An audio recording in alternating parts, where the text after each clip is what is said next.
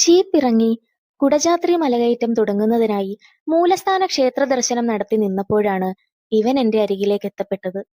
ഈ യാത്ര എനിക്ക് ഏറെ സ്പെഷ്യലായി തോന്നാൻ കാരണം ഇവന്റെ ഈ ഒരു പ്രസൻസ് കൂടിയാണെന്ന് എനിക്ക് തോന്നുന്നു. എന്തോ ഒരു ദൈവികത ഇവിടെ ആകെ എനിക്ക് ചുറ്റും ഇവൻ സമ്മാനിച്ചു.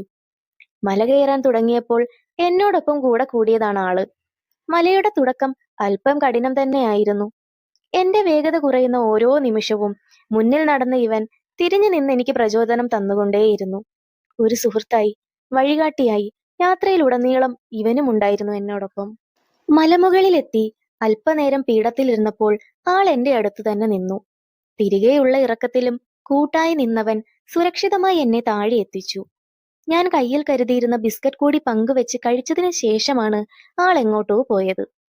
പ്രകൃതി ഇവിടെ എന്റെ മനസ്സറിഞ്ഞ് എന്തൊക്കെ സന്തോഷങ്ങളാണ് എനിക്കായി കാത്തു വെച്ചിരുന്നതെന്ന് മടക്കയാത്രയിൽ ജീപ്പിനുള്ളിൽ ഇരുന്ന് ഞാൻ വെറുതെ ആലോചിച്ചു പോയി. മറ്റൊരു വീഡിയോയിലും ഇവനെ ഞാൻ കണ്ടിരുന്നു. കുടജാത്രിയിലെ സ്ഥിര സാന്നിധ്യമാണ് ആള് എന്നാണ് എനിക്കറിയാൻ കഴിഞ്ഞത്. അതുകൊണ്ട് തന്നെ ബിസ്ക്കറ്റ് പോലെയുള്ള എന്തെങ്കിലും ആഹാരം ഇവർക്കായി യാത്രയിൽ കരുതുന്നത് നന്നായിരിക്കും. ഒപ്പം കൊണ്ടുപോകുന്ന ഭക്ഷണത്തിന്റെ പ്ലാസ്റ്റിക് അവിടെ ഉപേക്ഷിക്കാതെ തിരികെ കൊണ്ടുപോരാൻ ശ്രദ്ധിക്കണം.